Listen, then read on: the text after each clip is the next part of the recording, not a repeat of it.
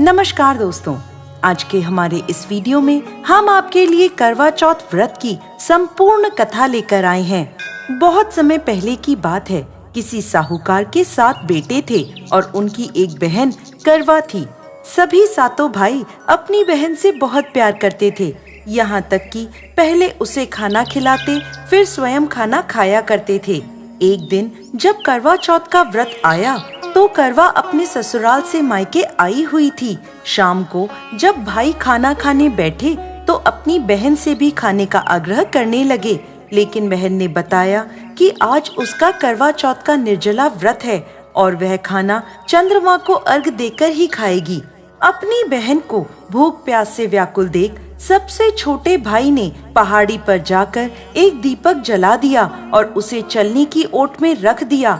वापस आकर अपनी बहन से कहने लगा, बहन चांद निकल गया है, तुम अर्घ देकर खाना खा लो।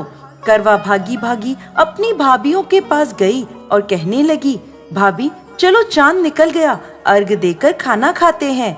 भाभियां सारी बात जानती थी। वो बोली, बाईसा अभी आपका चांद निकला है, आप अर्घ देकर खाना खा लो, हमारा चांद निकलने में अभी समय है। करवा भोली भाली भाभियों की ये बात नहीं समझ पाई और चांद को अर्घ देकर खाना खाने बैठ गई।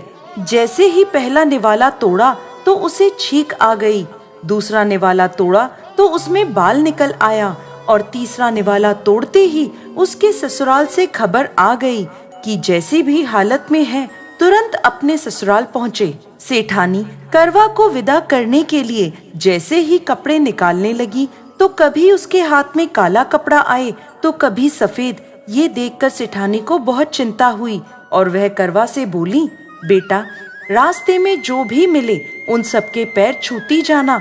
जो भी तुझे बूढ़ सुहागन होने का आशीर्वाद दे तो वहीं अपने पल्ले में गांठ बांध लेना। माँ की ये बात सुनकर करवा अपने ससुराल के लिए निकल गई। रास्ते में जो भी मिला करवा उन सबके पैर छूती गई। सभी उसे खुश रहो, सुखी रहो यह आशीर्वाद देते रहे, लेकिन किसी ने भी उसे बूढ़ सुहागन होने का आशीर्वाद नहीं दिया। अब करवा जैसे ही अपने ससुराल पहुंची तो घर के आंगन में छोटी ननद खेल रही थी। करवा ने जैसे ही ननद के पैर छुए तो वो बोली, खुश रहो, सुखी रहो, बूढ़ सुहागन हो, दूधो नहाओ, पूतो फलो। छोटी ननद के ऐसा आशीर्वाद देते ही करवा ने अपने पल्ले पर गांठ बांध ली। जैसे ही वो अंदर गई तो देखती है आंगन में उसके पति का शव रखा था और उसे ले जाने की तैयारी की जा रही थी। यह देखते ही करवा रोने लगी, विलाप करने लगी और कहने लगी, मैं इन्हें कहीं नहीं ले जाने दूंगी, इन्हें कहीं मत लेके जाओ। जब कोई भी उसकी बात नहीं माना तो वो बोली, मैं भी इनके साथ चलूंगी। सभी ने विचार किया कि साथ में ले चलते हैं इसको। सभी के साथ करवा शमशान घाट पहुंच गई। जब पति के अंतिम संस्कार का समय हुआ तो वह बोली, मैं इन्हें नहीं जलाने दूंगी। सब कहने लगे, पहले तो अपने पति को खा गई, अब उसकी मिट्टी भी खराब कर रही है, लेकिन करवा ने किसी की एक ना सुनी। सभी लोगों ने आपस में विचार विमर्श किया और उसको शमशान में ही एक झोपड़ी डलवा दी। उस झोपड़ी में करवा अपने पति को लेकर रहने लगी। अब करवा सुबह शाम अपने पति की साफ सफाई करती और उसके पास बैठी रहती थी। सुबह शाम छोटी ननद आकर उसे खाना पानी दे जाया करती थी। अब वह हर महीने की चौथ का व्रत करने लगी। व्रत करती, चंद्रमा को अर्घ देती और जब पूजा करने बैठती तो चौथ माता प्रकट होकर कहती, करवो ले, घड़ी बुखारी करवो ले, भाइयों की प्यारी करवो ले। तो करवा उनसे अपना सुहाग मांगने लगती। हर महीने की चौथ माता उससे कहती, तेरा सुहाग हमने नहीं, सबसे बड़ी चौथ माता ने लिया है, उनसे अपना सुहाग मांगना। ऐसे करते करते अश्विन की चौथ आई तो करवा उनसे कहने लगी, माता मैं 12 महीने से यहाँ बैठी चौथ का व्रत कर रही हूँ, अब तो मुझे मेरा सुहाग वापस लौटा दें।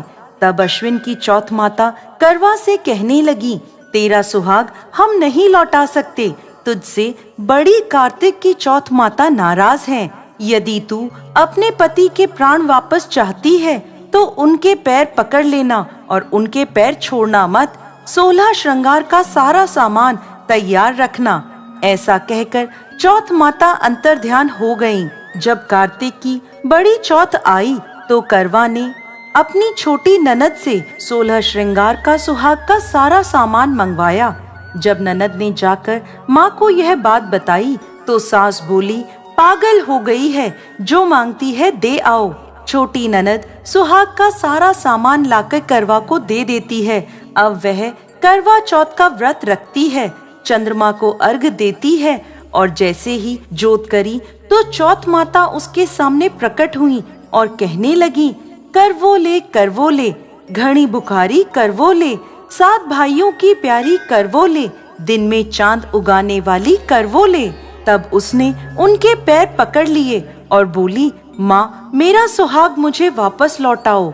ये सुन चौथ माता बोली, अरे तू तो बहुत भूखी है, 7 भाइयों की प्यारी है, तुझे सुहाग का क्या काम।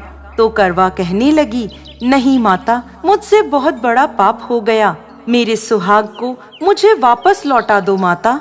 मैं आपके पैर तब तक नहीं छोड़ूंगी जब तक आप मेरा सुहाग मुझे वापस नहीं लौटाती।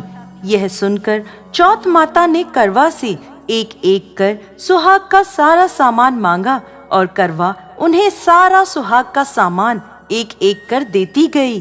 तब चौथ माता उससे कहने लगी, तुझे जरूर व्रत करने की सारी विधि सब बात कोई समझा के गया है। तो करवा कहने लगी, माता मुझे तो हालात ने सब कुछ समझा दिया है, आप बस मेरा सुहाग मुझे वापस लौटा दें। तब चौथ माता ने अपनी आँखों से काजल निकाला, उंगलियों से मेहंदी और मांग से सिंदूर निकालकर उसे करवे में घोल दिया और उस जल से उसके पति को छींटा लगाया। छींटा लगते ही उसका पति जीवित हो गया। जाते जाते चौथ माता उसकी झोपड़ी पर लात मार गई, जिससे उसकी झोपड़ी महल में बदल गई। करवा के सब सुख आनंद हो गया।